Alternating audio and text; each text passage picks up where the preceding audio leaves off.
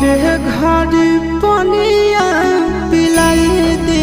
है जान गे